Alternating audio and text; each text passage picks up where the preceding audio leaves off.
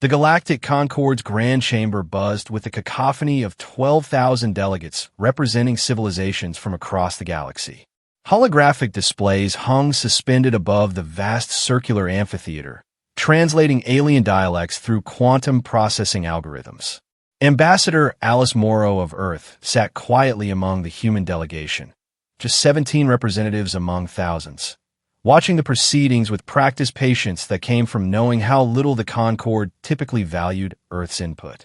For 2 centuries, Earth had maintained its membership in the Concorde, carefully navigating the complex web of galactic politics while being perpetually dismissed as primitive backwater dwellers who'd stumbled into space travel through luck rather than ingenuity.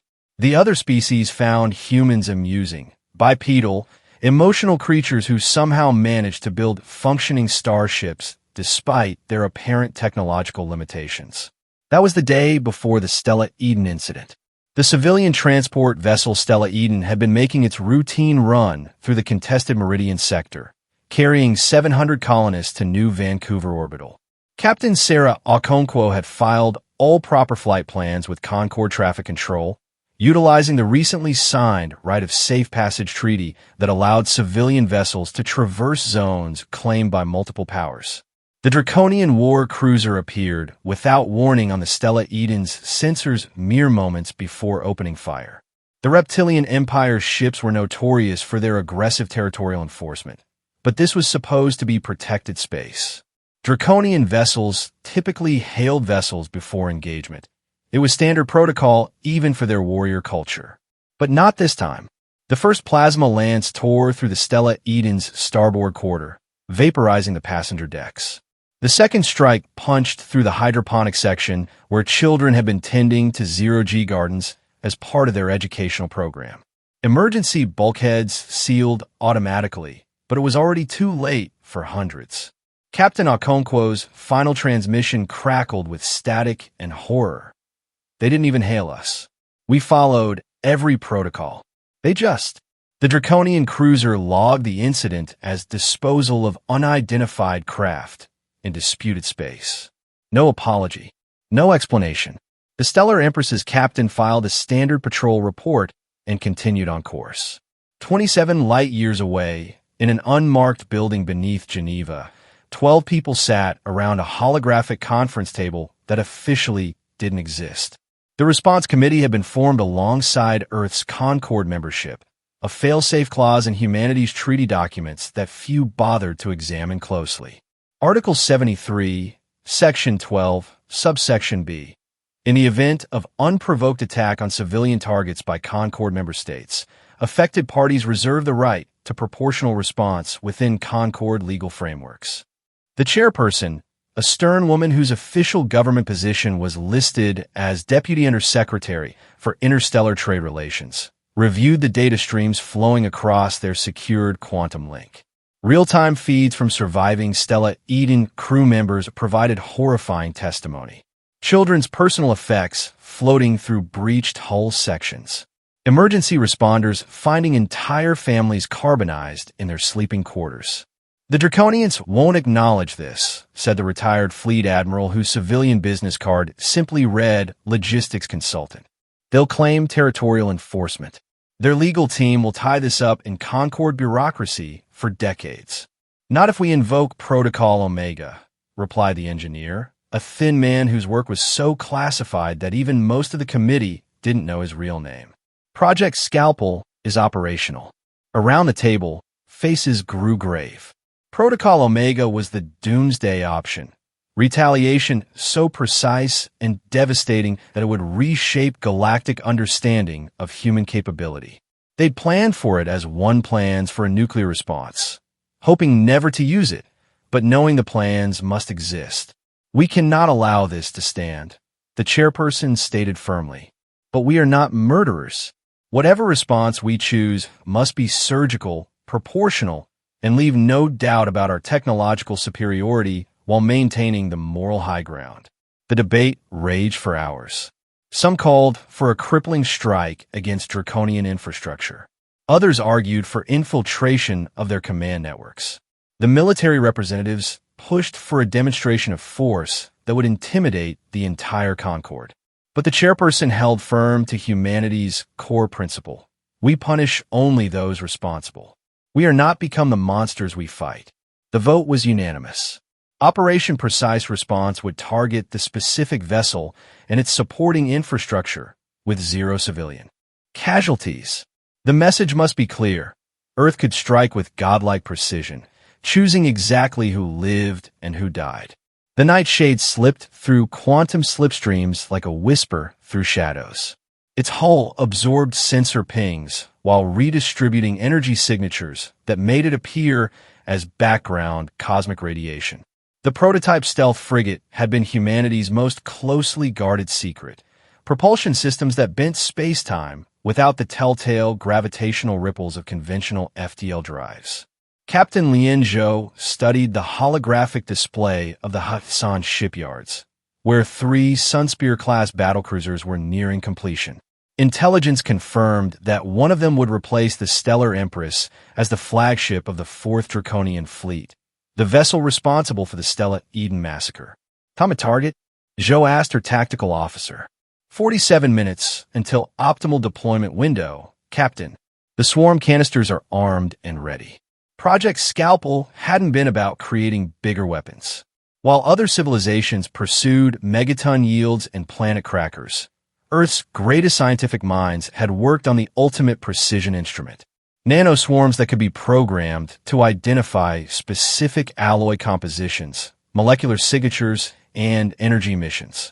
They could strip apart a warship at the atomic level while leaving the mechanic working inside completely unharmed. The Nightshade's sensors painted the Hudson complex in exquisite detail. Worker drones scuttled between construction berths. Draconian engineers performed system diagnostics on the nearly complete battlecruisers.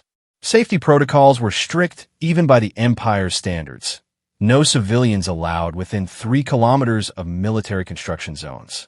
"Perfect. Deploy swarm," Zhou commanded. 12 canisters ejected silently from the Nightshade's ventral ports. To standard sensors, they appeared as nothing more than micrometeorite impacts.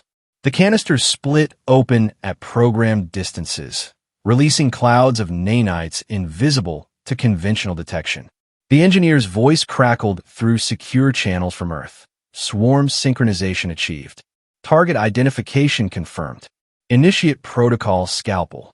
What happened next defied conventional understanding of warfare. The 3 battlecruisers began to dissolve. Not explode, dissolve.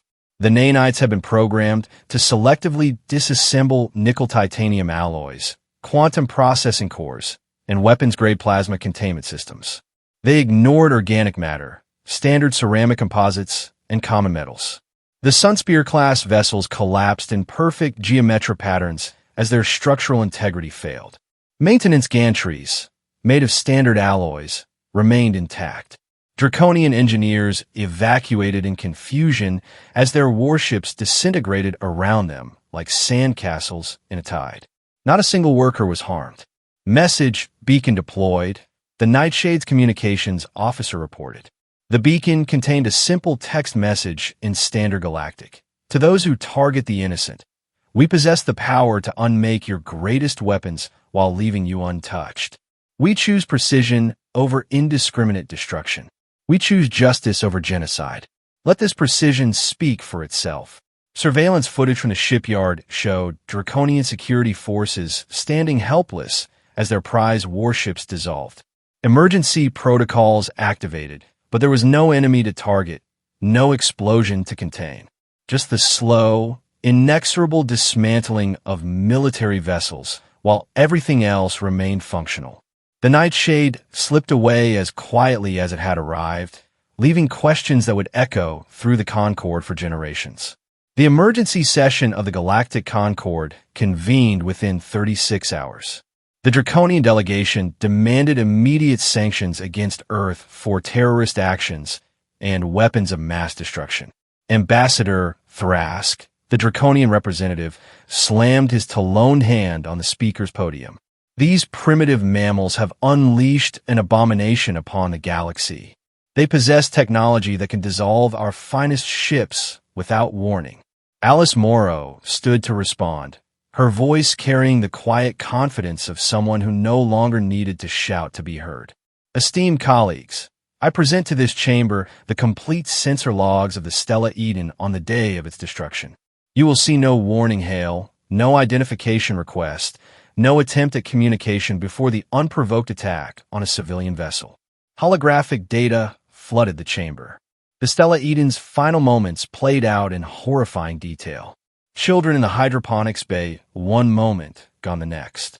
The complete absence of standard engagement protocols from the Draconian cruiser. Furthermore, Morrow continued, I draw this chamber's attention to the precision of Earth's response. 3 military vessels. Disabled. 0 civilian casualties. 0 collateral damage. Our abomination somehow knew to dissolve warships while leaving organic tissue, civilian vehicles, and non-military infrastructure completely intact. Murmurs rippled through the chamber. The Jakku Collective's crystalline representative chimed with frequencies that translated as admiration. Such precision suggests technological capability far beyond our estimates, yet wielded with remarkable restraint. The Moana delegation, feline diplomats known for their neutrality, growled their assessment. A predator that can kill with such selectivity demonstrates not just power, but control. This is not terrorism. This is surgical justice. Thrask attempted to salvage the situation. They have hidden this capability from the Concord. Who knows what other weapons they possess? Weapons they have not used, the chairwoman of the Jakku Collective responded. Not even after your empire demonstrated brutal disregard for civilian life. The debate continued for days. Gradually, a picture emerged that contradicted 2 centuries of prejudice. Humanity hadn't been developing weapons of mass destruction. They'd perfected the art of selective destruction. The more delegates analyzed Earth's technology, the more they realized that such precision required quantum-level computation beyond anything in the Concord database. The final resolution was unprecedented. The Concord formally censured the Draconian Empire for violating the right of safe passage. Earth received no punishment. Their action was ruled to be within the bounds of proportional response to civilian casualties. But perhaps most significantly, Earth's technological classification was upgraded from emerging industrial to potential peer competitor. Back in the unmarked building beneath Geneva, the response committee reviewed the outcome. The engineer's security clearance prevented him from celebrating in public, but his smile was unmistakable as updates rolled in from intelligence channels. The Draconians are withdrawing forces from 12 contested sectors, the Admiral reported. They've also issued new fleet-wide protocols regarding civilian vessel interactions. More importantly, added the chairperson, we've received diplomatic requests from 18 different civilizations. They want to establish proper embassy relations, trade agreements, and technology sharing initiatives. The engineer cleared his throat. Project Scalpel remains classified. The nanoswarm formulation degrades after deployment, making reverse engineering impossible. But the knowledge that we possess such capability will ensure other species approach humanity with appropriate caution and respect, the chairperson finished.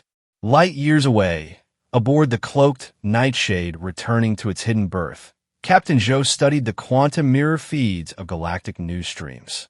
Analysis programs had coined new terms: God-level precision, selective omnipotence, the Terran paradox, beings who possessed ultimate destructive power but wielded it with surgical moral clarity. The steward brought Zhou her evening tea as Earth's moon rose over the Pacific. She raised her cup in a silent toast to the crew of the Stella Eden. Justice had been served, not through vengeance, but through the demonstration that humanity's greatest strength wasn't our capacity for destruction. It was our choice to use that power precisely where it belonged. Months later, at the quarterly Concord General Assembly, the Draconian Empire grudgingly voted to extend full diplomatic recognition to Earth's expanded delegation. Ambassador Morrow now led a team of 52 representatives, with humans serving on 4 major Concord committees. But the most telling change came not from official channels, but but from whispered warnings shared in countless alien languages across 1,000 worlds. Be cautious with the humans. They smile kindly and speak of peace, but they can unmake your mightiest ships without touching the engineer who built them.